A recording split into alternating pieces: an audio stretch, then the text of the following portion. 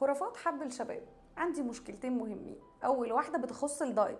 دايما يقولك بلاش تاكل اكل فيه دهون كتير، بلاش تاكل سبايسي، بلاش فرنش فرايز، بلاش شيبسي. كل الكلام ده ملوش علاقه بحب الشباب.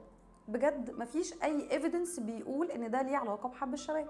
اللي فعلا ليه علاقه بحب الشباب هو الاكل المسكر عامه، السكريات والحلويات، البيبسي علشان فيه سكر كتير. لو قللنا الاكل اللي الجلايسيميك اندكس بتاعه عالي عامه هنشوف نتيجه حلوه جدا على بشرتنا. البشره فعلا ملمسها هيتحسن، وبالتالي هتبقى مشاكل حب الشباب اقل.